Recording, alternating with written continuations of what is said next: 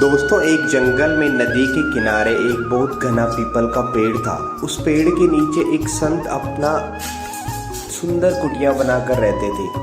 वे नदी में रोज सुबह सुबह स्नान करते थे और फिर उसके बाद पूजा पाठ करते थे।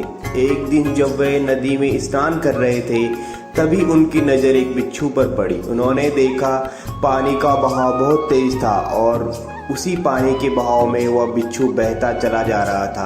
उन्होंने सोचा, यदि इस बिच्छू को जल्दी से पानी से बाहर नहीं निकाला गया तो तुरंत ही यह पानी में डूबकर मर जाएगा।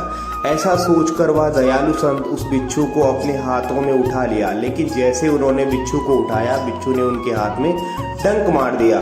डंक के दर्द से बिच्छू संत के हाथ से छूटकर फिर पानी में गिर गया और डूबने लगा। संत ने उसे फिर दोबारा पानी से बाहर निकाला, लेकिन बिच्छू ने उनके हाथ में फिर डंक मारा, जिससे वह संत के हाथ से छूटकर फिर पानी में गिर गया।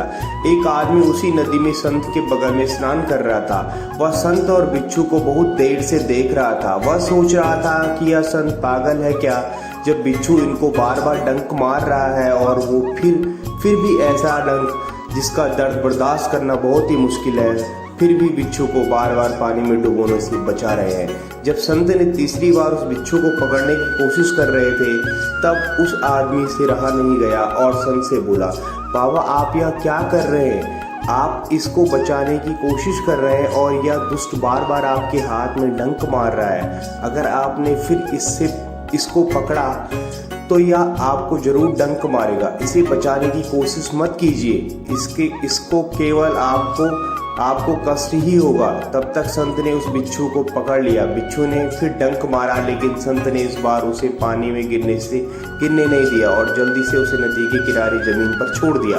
अब संत ने उस आदमी से कहा, देखो भाई, हम सभी जानते हैं कि डंक मारना बिच्छू का स्वभाव ही है। यह एक छोटा सा जीव होते हुए भी अपने स्वभाव के अनुसार डंक मार रहा था।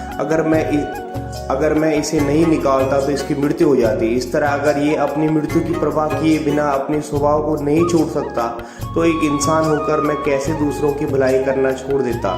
यह अपना काम कर रहा था और मैं अपना काम कर रहा था। दोस्तों, कैसे लगी आपको ये कहानी? अगर पसंद आए तो चैनल को सब्सक्राइब जरूर